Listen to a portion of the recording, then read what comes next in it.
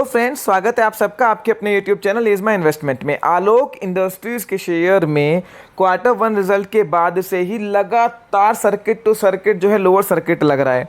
Lower circuit पर भी जो बेचने वालों के सेलिंग ऑर्डर हैं वो 2-3 करोड़ से ज़्यादा हैं दोनों एक्सचेंजेस पे। फ्रेंड्स, इस पर्टिकुलर शेयर में बहुत सारे इन्वेस्टर 50 रुपये 40 रुपये के लेवल पर फंसे हुए हैं। हम आपको इस वीडियो में आलोक इंडस्ट्रीज का फंडामेंटल पैरामीटर्स पर पूरा गणित समझाने वाले हैं कि इसके वैल्यूएशंस कहाँ स्टैंड कर रहे हैं, आने वाले समय में किस तरह का मूव दिखा सकता है, आपको किन लेवल पर फ्रेश एंट्री या एवरेज करना चाहिए या नहीं करना चाहिए। डिटेल में फ्रेंड्स हम इस वीडियो में बात करने वाले हैं। बहुत ध्यान से इस वीडियो को एंड तक देख लीजिए। आलोक इंडस्ट्रीज के शेयर को लेकर सारी क्वेरीज आपके इस वीडियो में रिजॉल्व हो जाएंगी। फ्रेंड्स, क्वार्टर वन रिजल्ट के बाद में शेयर में एक ज़बरदस्त करेक्शन देखने को मिली है। अगर इसके रिसेंट हाइज की बात करें 57-58 रुपये के, वहाँ से स्टॉक 50% से ज़्यादा टूट चुका है। 25 रुपये 40 पैसे के आसपास करंट सीएमपी है इसका। फ्रेंड्स, इवन जो है इसने पिछला जो लो बनाया था 26 रुपये के आसपास का, उसको भी ये तोड़ चुका है जो एक मेजर सपोर्ट था। अब एक बहुत बड़ा क्वेश्चन आता है कि क्या इस करेक्शन में जो ऊपर के रेट पे फंसे हैं उनके लिए एवरेजिंग, या जो पहले जो है मिस्ड आउट फीलिंग थी कि हम ले नहीं पाए, स्टॉक बहुत बढ़ गया, फ्रेश एंट्री करने का कोई मौका है नहीं, और कितनी गिरावट इस शेयर में बची है। फ्रेंड्स, पहले इस बात को ध्यान से समझिए कि आलोक इंडस्ट्रीज़ में ज़बरदस्त स्पट किस वजह से आई थी। इस वजह से आई थी कि जो कंपनी जो है वो पीपीई किट मैन्युफैक्चरिंग स्टार्ट कर दी है, जो कि करंट के पैंडेमिक में बहुत डिमांडिंग बिजनेस है और रेवेन्यू जो है बहुत ज़बरदस्त बढ़ सकता है। क्वार्टर वन रिजल्ट में हमने देखा कि पीपीई किट का कोई ऐसा बहुत बड़ा इम्पैक्ट रिजल्ट में देखने को नहीं मिला। फ्रेंड्स, अब जो है पिछले 2-3 महीने से इवन मान लीजिए, शुरू में यूफोरिया था, पीपीई किट बहुत महंगी बिक रही थी, पर 2-2.5-3 महीने से कोई भी प्रोडक्ट हो कोविड से रिलेटेड, वो सैनिटाइजर हो, N95 मास्क हो, पीपीई किट हो, उनके रेट 70 से 80% तक नीचे आ चुके हैं। पीपीई किट 1000 रुपये की, 800 रुपये की, 600 रुपये की मिलती थी, उसका रेट अब 150-200 रुपये हो गया है। तो यहाँ पर इस पर्टिकुलर बिजनेस से कंपनी कोई बहुत बड़ा रिवेन्यू या प्रॉफिट जनरेट कर लेगी, उसके कोई चांसेस नहीं है। पीपीई किट का पूरा यूफोरिया, पूरा रिवेन्यू में हर चीज़ अब खत्म हो चुकी है। तो वो तो अब चीज़ जिस वजह से स्टॉक बढ़ा था वो खत्म हो चुका है। उसके बाद जो लग रहा था कि पीपीई किट की वजह से क्वार्टर वन के रिजल्ट बहुत ज़बरदस्त आ सकते हैं, बहुत एनालिस्ट बता रहे थे, मार्केट की एंटिसिपेशन थी, वैसा भी कुछ नहीं हुआ। पीपीई किट का रिवेन्यू जोड़ने के बाद भी रिजल्ट बहुत ज़्यादा ख़राब आए हैं। रिवेन्यू के फ्रंट पे भी सेल जो है 40-50% घटी है, जबकि उसमें काफ़ी हद तक पीपीई किट से सपोर्ट मिल रहा था। तो अब जो है स्टॉक सिर्फ और सिर्फ आने वाले टाइम में अपने कोर बिजनेस से चलेगा, जो इनका टेक्सटाइल का बिजनेस है। अब उसकी वैल्यूएशंस कहाँ स्टैंड करती हैं इस वीडियो में हम आगे बात करने वाले हैं, आप ध्यान से समझिए। आलोक में इतने बड़े करेक्शन का रीज़न था, सबसे पहला जो रीज़न हमने आपको बताया वो पुअर क्वार्टर वन रिजल्ट। दूसरी बात, अब फ्रेश कोई ट्रिगर नहीं है जिसकी वजह से स्टॉक बढ़े। पीपीई किट का यूफोरिया खत्म हो गया, फंडामेंटल्स किसी भी चीज़ को लेके चेंज नहीं हुए हैं, कोई भी नया डेवलपमेंट नहीं हुआ है। कोर बिजनेस को लेके भी कोई ऐसी बहुत बड़ी परफॉर्मेंस आने वाले क्वार्टर्स में के कोई चांसेस नहीं है, और वैल्यूएशंस बहुत ज़्यादा महंगे हैं। अब फ्रेंड्स, आप इस चीज़ को बहुत ध्यान से समझिए। अब जो नया शेयर होल्डिंग पैटर्न इसका आया, जहाँ पर इन्होंने नए प्रमोटर्स को 2 करोड़ के आसपास शेयर इशू करे हैं, 1 करोड़ 80 लाख के आसपास, तो 496 करोड़ शेयर इनके टोटल इशूड हैं। 25 रुपये का रेट है, 25 को 496 से मल्टीप्लाई कर लीजिए, 12,700 की मार्केट कैपिटल है, 12,700 करोड़ की। एक्सपेक्टेड सेल FY21 में जो है क्वार्टर वन के रिजल्ट खराब आए हैं, तो पूरे क्वार्टर में पूरे साल में मान लीजिए 2500-2600 करोड़। अगले साल FY22 में बढ़ के 3000-3500 करोड़ हो जाएगी। बहुत अच्छा परफॉर्मेंस रही, 4000 करोड़ हो जाएगी। अब आप इस बात को समझिए, 496 करोड़ शेयर इशूड हैं। जब 500 करोड़ का प्रॉफिट कंपनी कमाएगी तो 1 रुपये का EPS आएगा। 500 करोड़ का प्रॉफिट कमाने पर 1 रुपये का EPS आएगा।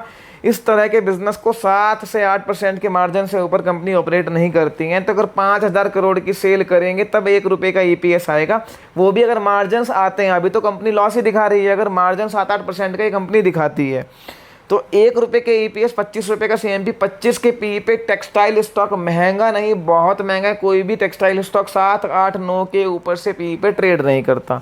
सेल्स टू मार्केट कैपिटल देख लीजिए, एक्सपेक्टेड सेल 4000 करोड़, बहुत अच्छी परफॉर्मेंस रही 5000 करोड़, उसके सामने 12,500 करोड़ की मार्केट कैपिटल। स्टॉक का प्राइस बढ़ेगा, मार्केट कैपिटल और ज़्यादा बढ़ेगी। तो सेल्स टू मार्केट कैपिटल 4 के आसपास है। यहाँ भी स्टॉक बहुत महंगा है। इसके जो पीयर्स हैं, रेमंड्स, डॉनियर, सियाराम, किसी से भी कंपेयर कर लीजिए, सब इसके सामने आधे वैल्यूएशंस पे मिल रहे हैं। तो आप समझिए स्टॉक की वैल्यूएशंस हद से ज़्यादा महंगी हैं और नई तेज़ी का कोई ट्रिगर नहीं है यहाँ पे। ये बात ध्यान से समझिए। अब बात आती है नेक्स्ट स्ट्रेटेजी क्या होनी चाहिए। इस स्टॉक में कोई क्वार्टर 1 रिजल्ट आने वाले 2-3 क्वार्टर में बहुत अच्छे आएंगे, उसके चांसेस ना के बराबर हैं। इसमें फ्रेश बड़ी तेज़ी सिर्फ तब बन सकती है जब फंडामेंटल कोई चेंज बड़ा हो या नए प्रमोटर की तरफ से कोई बड़ा अनाउंसमेंट आए। अब ऑब्वियस है कि रिलायंस प्रमोटर है तो यहाँ पर स्टॉक ऐसा नहीं है वापस 2-3-4 रुपये चला जाएगा, ऐसा बिल्कुल भी नहीं है। परफॉर्मेंस आने वाले टाइम में सुधरेगी, पर वैल्यूएशंस एक्सपेंसिव है। इस स्टॉक में फ्रेश एंट्री सिर्फ तब करें जब ये स्टॉक 15 रुपये के नीचे जाए। 15 रुपये के नीचे जाए, 10 रुपये 12 रुपये मिले तो फ्रेश एंट्री करने की सोचें, या जो ऊपर के रेट पे फंसे हैं वो एवरेजिंग करने की सोचें। 15 रुपये से छोटी छोटी क्वांटिटी में नीचे एवरेजिंग करें। और अगर वहाँ नहीं आता है तो एक बड़ा मूव तो उसमें कोई आने वाला नहीं है। सर्किट अगर लोअर टूटता भी है तो मोटा मोटा मान के चलिए स्टॉक वहाँ एक रेंज में आ जाएगा।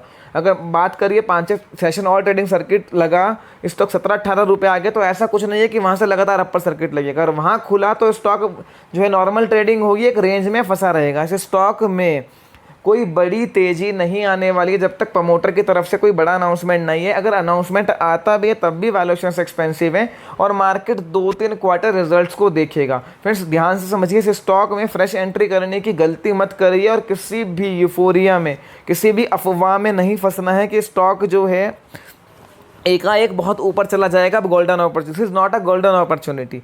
The stock is expensively valued in on every parameter. अब बात फ्रेंड्स, इस बात को भी आप समझिए कि जो इसके फंडामेंटल्स हैं वो पिछले कुछ टाइम में थोड़े चेंज हो गए हैं। जैसे पीपीई किट की न्यूज़ आई थी तो वहाँ लग रहा था कि फंडामेंटल्स को वो पूरी तरह से चेंज कर सकती है। ये क्वार्टर 1 और क्वार्टर 2 एक्सेप्शनल रह सकता है, पर ऐसा कुछ भी नहीं है। क्वार्टर 1 में जो इम्पैक्ट आना था वो आ गया, क्वार्टर 2 में तो उसका कोई एक्सेप्शनल इम्पैक्ट आ ही नहीं सकता है। इस बात को ध्यान से समझिए।